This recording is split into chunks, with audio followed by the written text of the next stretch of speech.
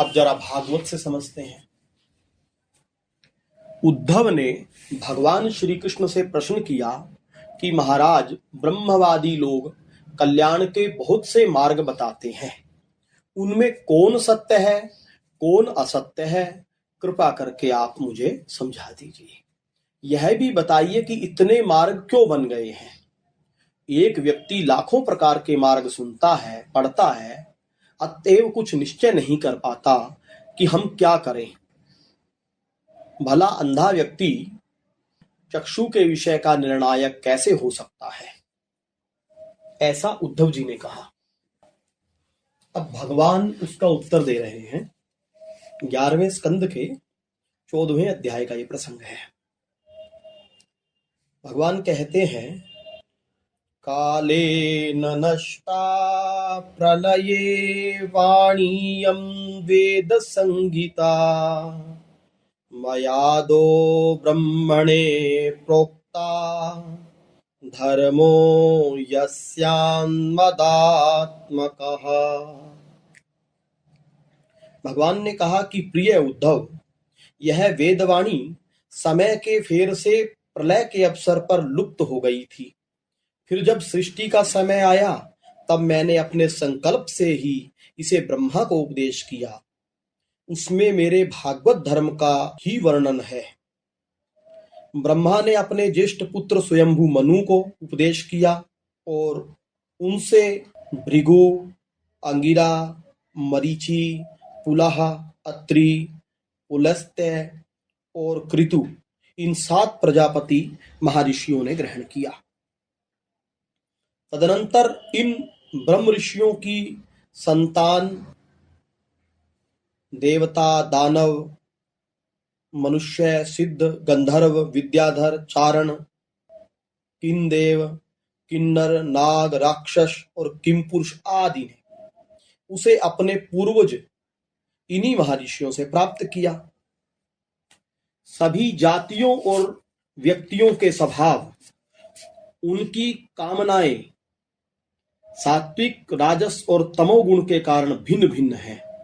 इसलिए उनमें और उनकी बुद्धि वृत्तियों में भी अनेकों भेद हैं। इसलिए वे अपनी अपनी प्रकृति के अनुसार उस वेदवाणी का भिन्न भिन्न अर्थ ग्रहण करते हैं। वह वाणी ही ऐसी अलौकिक है कि उससे तरह तरह के अर्थ निकलना स्वाभाविक ही है। इसी प्रकार स्वभाव भेद, परंपरागत उपदेशों के भेद से मनुष्य की बुद्धि में भिन्नता आ जाती है और कुछ लोग तो बिना किसी विचार के वेद विरुद्ध पाखंड मत अवलंबी हो जाते हैं। कुछ मत पाखंडियों ने बना लिए, जिनका अंतरंग सार तो उड़ा दिया और बहिरंग नाटकीय व्यवहार मात्र रख लिया। जैसे भक्ति रहित तीर्थाटन, तीर्थों में घूमना, शास्त्रों का पाठ करना, जप करना, पूजा करना आदि। वे जनता को यह समझाते हैं कि बस इतनी गिनती का जप कर लो, इतना पाठ कर लो, इतनी पूजा कर लो तो भगवान मिल जाएगा। भगवत प्राप्ति नहीं हुई है और गुरु बन रहे हैं। कान फूक फूक के बहुत सारे चेला इकट्ठा कर लेते हैं और कहते हैं निश्चिंत हो जाओ, अब तुमको भगवत प्राप्ति हो जाएगी। अब वह भोला भाला पूरे जीवन संसार की उपासना में लगा रहा। मरने पर वे दंभी बाबा जी, जिनको भगवत प्राप्ति नहीं हुई थी और गुरु बन गए, अपने शिष्यों के साथ ही नरक में जाते हैं। भगवान कहते हैं कि इन का अनेक कारणों के परिणाम स्वरूप हमारी जो वेदवाणी है लौकिक, उसका दुरुपयोग करके अनेकानेक मार्ग बन गए हैं। जैसे पूर्व मीमांसक धर्म को, साहित्याचार्य यश को, कामशास्त्री काम को, योगवेत्ता सत्य और समाधि को, दंड नीतिकार ऐश्वर्य को, त्यागी त्याग को, लोकायित भोगों को ही मनुष्य जीवन का परम लाभ बताते हैं। कर्मयोगी लोग यज्ञ, तप, दान, व्रत और यम नियम आदि को पुरुषार्थ बतलाते हैं, परंतु ये सभी कर्म हैं इनके फलस्वरूप तो जो मिलता है वे उत्पत्ति और नाश वाले हैं। कर्मों का फल समाप्त हो जाने पर उनसे दुख ही मिलता है, और सच पूछो तो उनकी अंतिम गति घोर अज्ञान ही है। उनसे जो सुख मिलता है वह तुच्छ है, नगण्य है, और वे लोग भोग के समय भी असूया आदि दोषों के कारण शोक से परिपूर्ण रहते हैं। इसलिए इन भिन्न भिन्न साधनों के फेर में नहीं पड़ना चाहिए। धर्म में के यश्चान्ये कामं सत्यं दमं क्षमं अन्ये वदन्ति स्वार्थं वा ऐश्वर्यं त्यागभोजनम् केचिद् यज्ञतपोदानं व्रतानि नियमान् यमान् आद्यन्तवन्त एवेषां लोकाः कर्म विनिर्मिताः दुःखोद्रिक्तास्तमोनिष्ठाः शूद्रानन्दा सुचार्पिताः। भगवान कहते हैं कि कुछ लोग कहते हैं धर्म का पालन करना चाहिए। क्यों? क्योंकि उससे स्वर्ग के बड़े बड़े सुख मिलते हैं। कुछ लोग कहते हैं नहीं नहीं, ये ठीक नहीं है, ये तो मूर्खता है। अपनी इच्छाओं को मार करके कष्ट सह के धर्म किया जाए और परिणाम में स्वर्ग मिले, ये तो मूर्खता की बात है। उनका कहना है कि बस व्यक्ति को यश कमाना चाहिए, मरने के बाद नाम ही रह जाता है। नाम कमाने में जो भी दाव पेच लगा सको लगाना चाहिए। कुछ लोग कहते हैं कि नहीं नहीं, ये भी मूर्खता है। अरे जब हम मर गए तब नाम से हमें क्या काम है भाई? तो क्या करें? व्यक्ति को अपनी कामना की पूर्ति करते रहना चाहिए। जो भी कामना उत्पन्न हो उसको पूरा करो और सुख से रहो। जब तक जियो सुख से जियो। यावत जीवेत सुखम जीवेत, चारवाक जी ने कहा। कुछ लोग कहते हैं कि ना ना, ये भी बड़ी मूर्खता की बात है। बस व्यक्ति को सत्य बोलना चाहिए, किसी भी परिस्थिति में झूठ नहीं बोलना चाहिए। इससे सभी समस्याएं हल हो जाएंगी। व्यक्ति से लेकर के विश्व तक सब सुखी हो जाएंगे।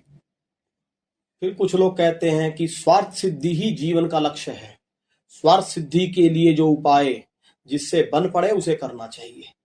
यह संसार स्वार्थ सिद्धि के लिए ही बनाया गया है। परमार्थ या परलोक के चक्कर में पड़कर अपने स्वार्थ पर कुठारघात करना मूर्खता है। कुछ लोग कहते हैं त्याग में ही सुख शांति है, संग्रह में दुख है। अतएव पदार्थों का त्याग करना चाहिए। जब आवश्यकताएं ना रहेंगी तो दुख अपने आप भाग जाएगा।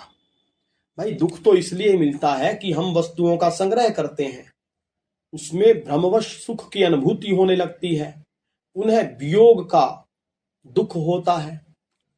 कुछ लोग कहते हैं कि ये सब व्यर्थ की बकवास है, तो क्या करें? ले खाओ पियो मौज करो, बस भोजन ही जीवन का लक्ष्य है। इतना बड़ा संसार मनुष्यों के लिए ही बनाया गया है, उसे त्यागना ईश्वर का अपमान है। कुछ लोग कहते हैं कि वैदिक विधि के अनुसार यज्ञ करो, यज्ञ से बादल बनेंगे, फिर वर्षा होगी, उससे अन्न उत्पन्न होगा। इस प्रकार सारी समस्याएं अन्न पर निर्भर होती हैं, ऐसा बोलते हैं। कुछ लोग कहते हैं कि भाई नहीं नहीं, अन्न को आग में ला करके अन्न की आशा करना भोलापन है, तो क्या करें? तो बोले तपश्चर्या करनी चाहिए। तपस्या के द्वारा क्या होगा? तपस्या के द्वारा शरीर तप कर निचेष्ट हो जाएगा, तब मन अपने आप शांत हो जाएगा। फिर कुछ लोग कहते हैं कि ये सब ढकोसला है, हमें संसार में आकर दान करना चाहिए, दान को अपना लक्ष्य बनाना चाहिए। देखो विश्व में अनेक जीव दुखी हैं वस्तुओं के अभाव में। यदि हम दान का लक्ष्य बना लें तो सब सुखी हो जाए। एक करोड़पति बनकर रुपए का दुरुपयोग करता है, दूसरा उसी का पड़ोसी बिना दवाई के प्राण छोड़ रहा है, ये सब देखते ही हैं। फिर कुछ लोग कहते हैं कि ना ये भी ठीक नहीं है, तो क्या करें? बोले व्रत करना चाहिए। व्रत करने से क्या होगा? व्रत करने से एक तो स्वर्ग मिलेगा, पुण्य होंगे, स्वर्ग मिलेगा, और यहां भी अन्न बचेगा, दो दो लाभ होंगे। कुछ लोग कहते हैं नहीं नहीं, ये भी सब गलत है, बस नियम का पालन करना चाहिए। जब तक नियम का पालन ना होगा तब तक शांति का स्वप्न देखना भोलापन है, ऐसा बोलते। भगवान कहते हैं कि हे उद्धव, उपयुक्त एवं अन्य भी अनंत साधनाएं विश्व में प्रचलित हैं, किंतु ये सब गलत है। इन सब कर्मों का फल या तो पृथ्वी के ऐश्वर्य हैं, पृथ्वी के भोग हैं, या स्वर्ग के भोग हैं, और दोनों ही आदि अंत वाले हैं। तात्पर्य यह है कि एक दिन ये मिलते हैं और एक दिन बिछुड़ जाते हैं, और फिर इन्हीं 84 लाख योनियों में भटकना पड़ता है। और ये स्वर्गादि लोकों का जो वर्णन किया गया है, ये भी शोकपूर्ण है। वहां भी माया का आधिपत्य है, वहां भी थोड़ी मात्रा का अल्प सुख है। तुम जिस परम आनंद, परम शांति को चाहते हो, वह सब कर्मों के परिणाम स्वरूप प्राप्त लोकों से नहीं मिल सकता। कर्मों से प्राप्त होने वाले लोकों से वह शाश्वत सुख नहीं मिल सकता। फिर भगवान कहते हैं कि सत्य एवं दया से युक्त धर्म सबश्रेष्ठ जो माना जाता है, किंतु उससे अंतःकरण की शुद्धि भी नहीं हो सकती। तपश्चर्या से युक्त ज्ञान सर्वश्रेष्ठ है, किंतु उससे भी अंतःकरण की शुद्धि असंभव है। फिर केवल कर्म आदि से पंच क्लेश निवृत्ति, त्रिताप निवृत्ति, त्रिकर्म निवृत्ति, त्रिदोष निवृत्ति, परम आनंद प्राप्ति आदि की समस्याएं कैसे हल हो सकती हैं? अब गीता जी से हो गया, भागवत जी से हो गया कि कर्म धर्म के द्वारा केवल स्वर्ग की प्राप्ति हो सकती है अगर वो ठीक ठीक किया गया, या फिर पृथ्वी के भोगों की प्राप्ति होती है। दोनों ही नाशवान हैं, अंततः दुखदायी है। तो इससे परम आनंद की, दिव्य आनंद की प्राप्ति नहीं हो सकती।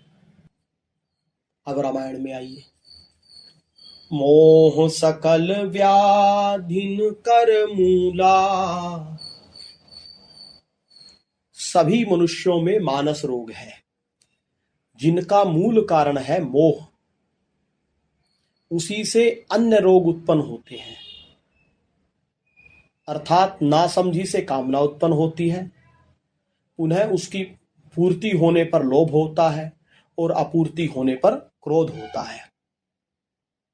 इस प्रकार काम, क्रोध, लोभ ये तीन प्रमुख रोगों के मूल स्वरूप हुए। जैसे शारीरिक रोगों में वात, पित्त, कफ प्रमुख माने जाते हैं, वैसे ही गीता जी के अनुसार ये काम, क्रोध, लोभ ये तीन प्रमुख हैं। इनको नरक का दरवाजा बताया गया गीता जी में। त्रिविधम नरकस्येदं द्वारम नाशन्मात्मनः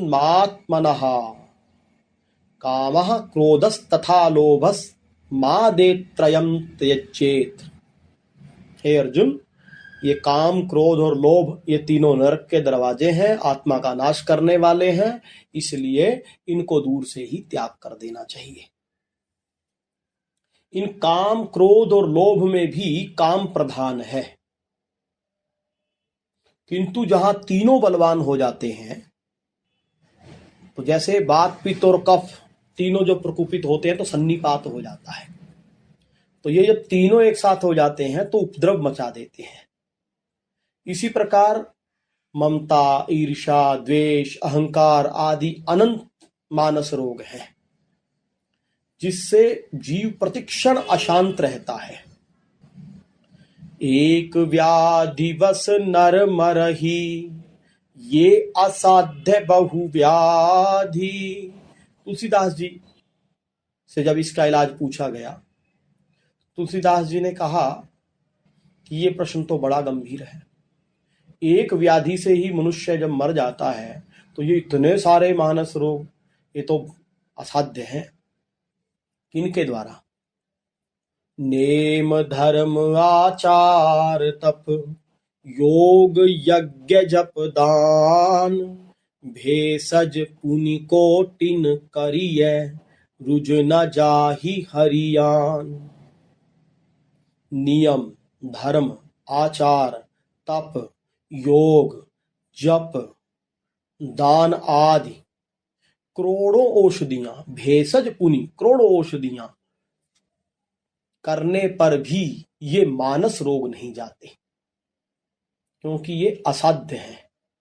असाध्य माने इन रोगों का इलाज नहीं हो सकता, इसीलिए कहा ये असाध्य बहुव्याधि। किंतु इसका अभिप्राय ये नहीं है कि इनका इलाज हो ही नहीं सकता। हाँ, कर्म धर्म के द्वारा इन मानस रोगों को समाप्त नहीं किया जा सकता, ये कहने का अभिप्राय है। कर्म का फल स्वर्ग है, स्वर्गहु स्वल्प अंत दुखदाई।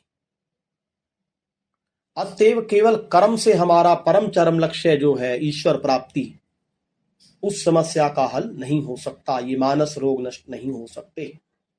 स्पष्ट कहा जाए तो यहां तक कहा जा सकता है कि भक्ति से रहित केवल ब्रह्मचर्य रहने मात्र से यदि भगवत प्राप्ति होनी होती, मुक्ति होनी होती, तो विश्व के सब नपुंसक तर गए होते, क्योंकि वो तो ब्रह्मचर्य में रहते ही हैं।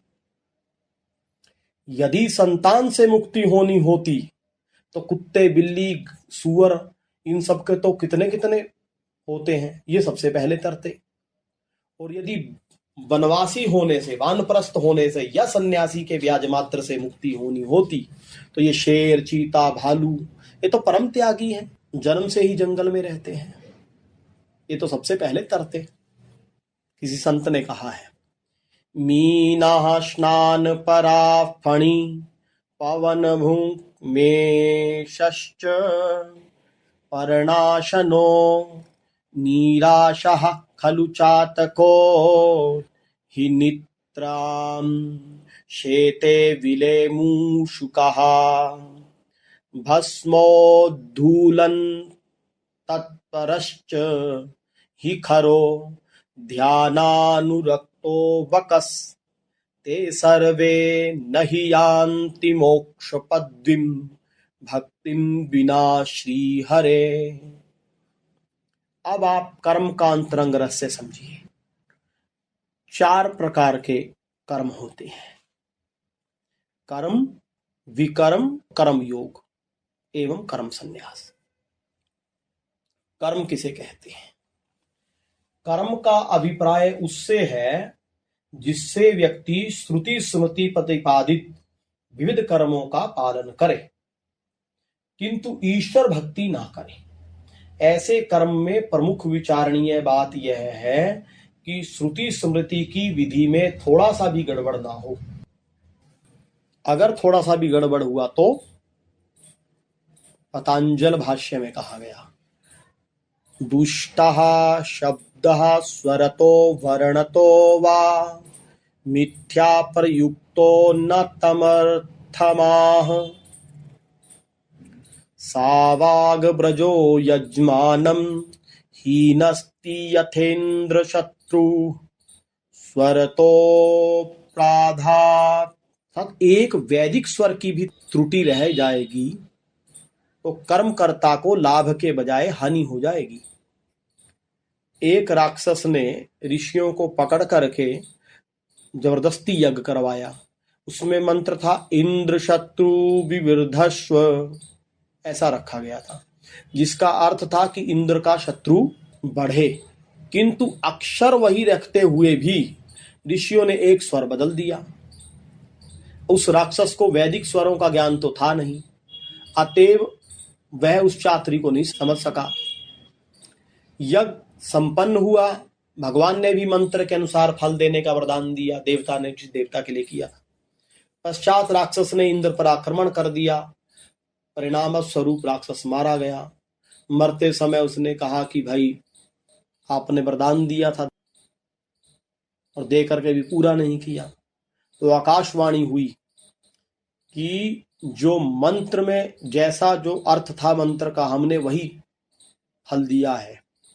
तुम्हारे मंत्र का मतलब ही यही था कि इंद्र का शत्रु मरे।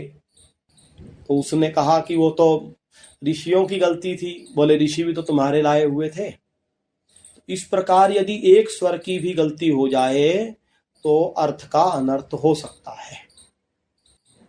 इसलिए शास्त्रोक्त विधिवत कर्म की निंदा जैसी पाई जाती है। शास्त्रों में संतों ने विशेष महत्व नहीं दिया है इन कर्म धर्म को। दूसरा है विकर्म।